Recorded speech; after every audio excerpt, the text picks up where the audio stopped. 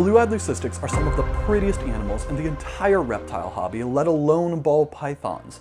And as new breeders are coming into the breeding part of the hobby in 2024, it is often, or blue-eyed leucistics are often, one of the most common recommendations for people to try out to see if they like the process of breeding. All of that said, there are some dangers, there are some cons to breeding blue-eyed leucistics, specifically if you're doing it as a new breeder to the pet market. And we want to talk about both the pros and the cons of breeding BELs in 2024. My name's Steven with Leviathan Snakes, and let's get to it.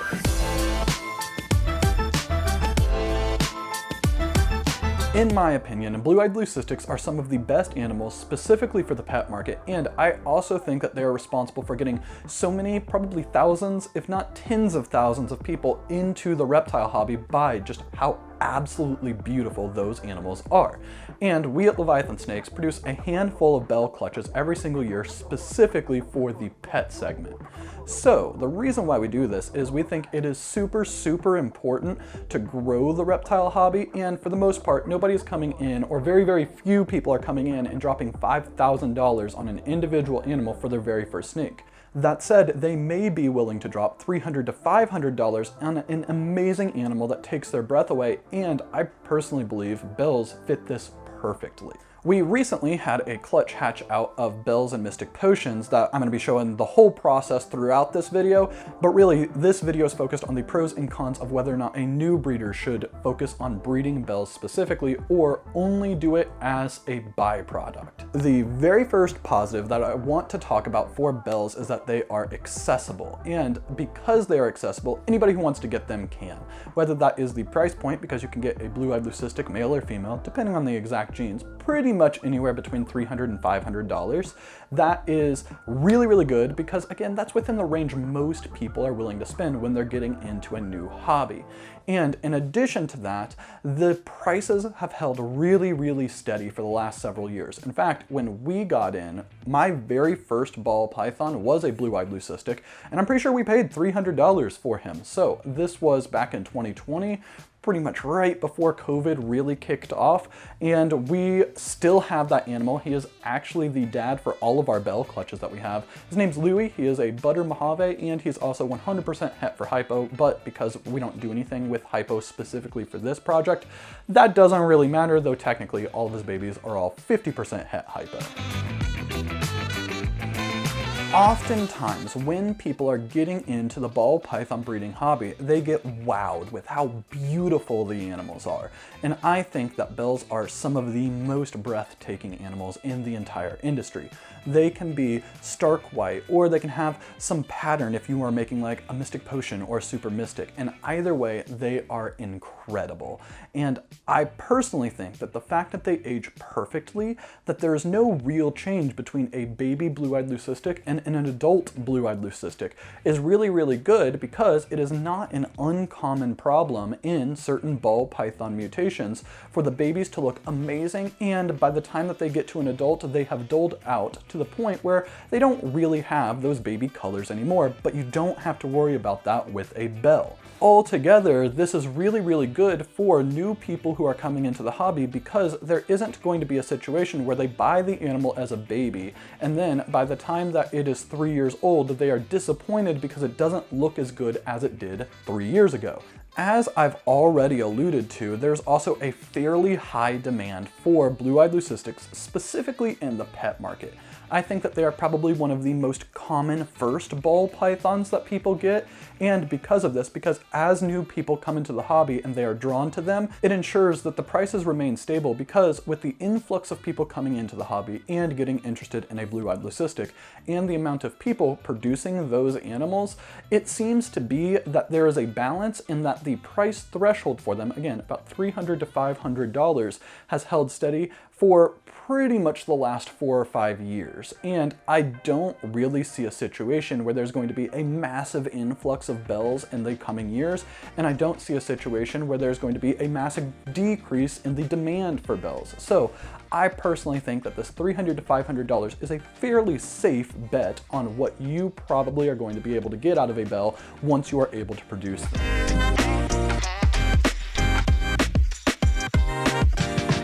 The other really big pro to BELs is that because they are an allelic combination, which, just for anybody who's new to the hobby, means that it acts like a homozygous gene where every single one of the babies from a BEL will get one of the BEL genes. So let's say that you have our boy Louis, which is a butter Mojave. That means every single one of his babies will get either butter or Mojave from him, and he will never give a normal. So when you pair a BEL to another BEL, or to like a mystic potion or a super mystic, you are always going to get all BELs. And this is really good for people who are coming into the hobby, because I think that it is not uncommon for people to underestimate how hard the odds can be. Even if you think that that should be a 1 in 2, you're like, oh, well, I'm gonna get half of the clutch. And sometimes it works out that you get half the clutch. Sometimes it works out that you get one of the babies in an 8-egg clutch, even if the odds are 1 in 2. As a new breeder coming into the hobby, being able to get a BEL male and a BEL female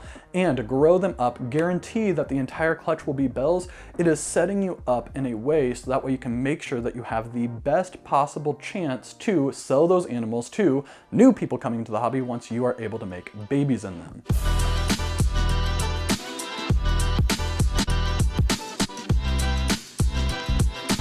Now for the cons, and a lot of the pros have kind of a flip side to that, and that is, one, because it is so accessible and it's so inexpensive to buy the ingredients to make BELs, there is a lot of competition for this. So it isn't, in my opinion, very effective to take a BEL and put it up on Morph Market in a sea of other BELs and expect somebody to identify your one animal in the group of listings in order to buy from you, unless you are the rock bottom price.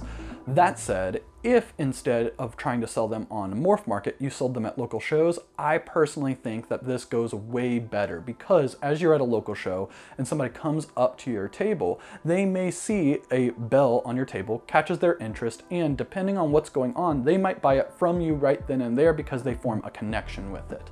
And that doesn't mean that there's not going to be other people at that show who also have BELs, but I feel like in this specific situation, you aren't having somebody see your ad on Morph Market for your BEL next to hundreds of other people's ads for BELs. They're only going to be, at least at your table, looking down and seeing just your animals. So I think that local shows make it much easier to sell BELs at.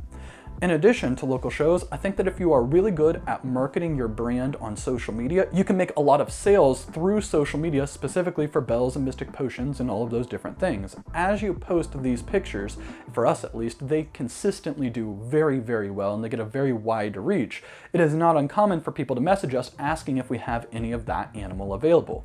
And if you can do this, if you can market yourself on social media with these animals, it's very likely that you may never even bring the BELs to the show, because they will sell before then. At least that's often what happens with us. If we do bring a BEL to the show, it's often only like one. I don't know if we've ever even had 2 BELs at the same show at one time. So while I do think that there are some definite ways that you can go about selling your animals, that does make you reliant on social media or doing local shows.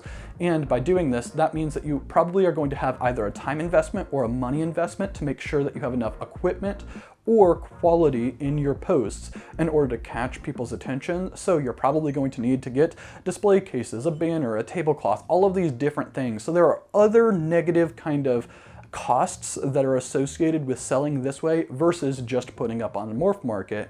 But I personally think that it's worth it, especially to build your brand.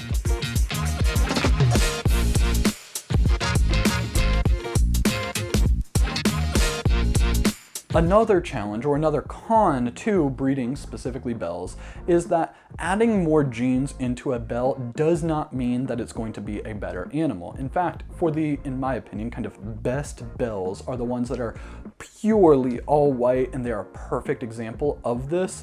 You aren't going to be able to tell what other genes are in them anyway.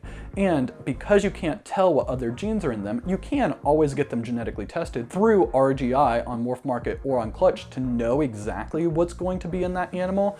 That said, if a pet owner comes up and they see your beautiful blue-eyed leucistic animal, but it is $1,000 because it also happens to be het sunset, that might be relatively what it's worth depending on what all the other genes are in it and if it's a male or female. But when they can see an animal that to them looks exactly the same for $300 at the next table over, they're almost always going to buy the $300 bell before they're going to buy your $1,000 bell.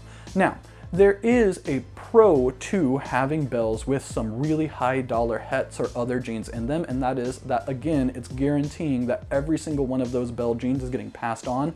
So it can be a very powerful breeder, but that is a different market than the people who are generally wanting to buy BELs. And I also feel like that it is not uncommon for breeders to already have a lot of BEL complex genes in their animals, so they're very selective often on when they're bringing in new BEL complex genes, because they often don't want to inadvertently make an all-white snake and not be able to tell what the other genes are in them. And again, yes, you can genetically test them with RGI, and we highly recommend that, but I think most people want to be able to see the results from their work, not just simply know that those genes are in an animal.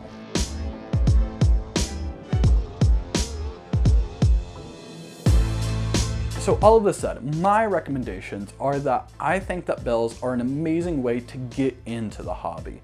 You can buy a BEL male, you can buy a BEL female for very inexpensive amounts of money, and you can use these almost as your starter clutches, because if something bad were to happen, you are not risking thousands upon thousands of dollars that you've invested into these animals, and it's going to make sure that you're not going to have to worry about getting wrecked on the odds once you end up making babies from them.